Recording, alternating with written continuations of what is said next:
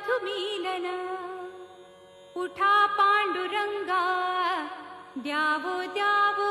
दर्शन तूच सकल ही ब्रह्मांडाची गती जागृती जागवावे मग तुझ कसे सांगा रुक्मिणीपती तरीही उठ उठ म्हणे तुझ मम वेडे मन उठा पांडुरंगा द्यावो द्यावो दर्शन तूच जागविशी विश्वा जरी जाणे ज्ञान तरी जागवी तुझ भक्ती विसरून सत्य भान भाव भुकेला तू भेट द्यावी आता उदार होऊन उठा पांडुरंगा द्यावो द्यावो दर्शन उठा पांडुरंगा द्यावो द्यावो दर्शन उठा पांडुरंगा द्यावो द्यावो दर्शन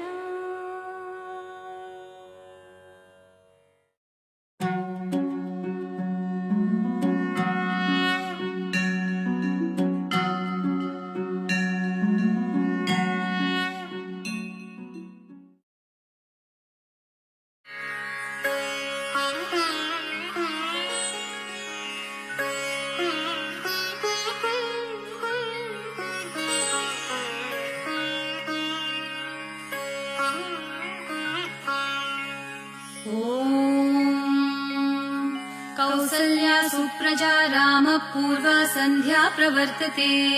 उत्तिष्ठ नरशार्दूल कर्तव्यं दैवमान्हिकम् कौसल्या सुप्रजा राम पूर्वा संध्या प्रवर्तते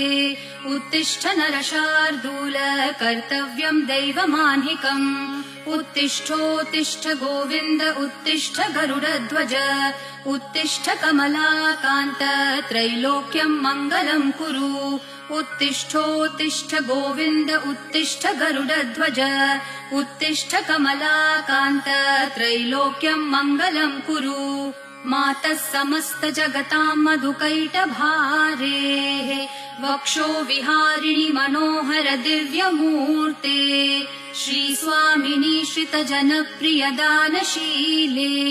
श्रीवेङ्कटेश दयिते तव सुप्रभातम् मातः समस्त जगतां मधुकैटभारेः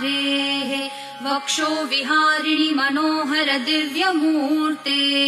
श्रीस्वामिनि श्रितजनप्रिय दानशीले श्रीवेङ्कटेश दयिते तव सुप्रभातम् तव सुप्रभातमरविन्दलोचने भवतु प्रसन्नमुखचन्द्रमण्डले विधिशङ्करेन्द्रवनिताभिरर्चिते वृषशैलनाथ दयिते दयानिधे अत्र्यादिसप्तऋषयः समुपास्य सन्ध्याम् आकाशसिन्धुकमलानि मनोहराणि आदाय पादयुगमर्चयितुम् प्रपन्नाः शेषाद्रिशेखर विभो तव सुप्रभातम् पञ्चाननाब्ज भव षण्मुखवासवाद्याः त्रैविक्रमादिचरितम् विबुधास्तुवन्ति भाषापतिः पठति वासरशुद्धिमारात् शेषाद्रिशेखर विभो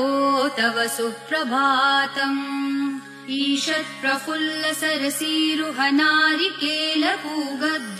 ईषत्प्रफुल्लसरसीरुहनारिकेलपूगद्रुमादिसुमनोहर पालिकानाम् आवाति मन्दमनिलः सह दिव्यगन्धैः शेषाद्रिशेखर विभो तव सुप्रभातम्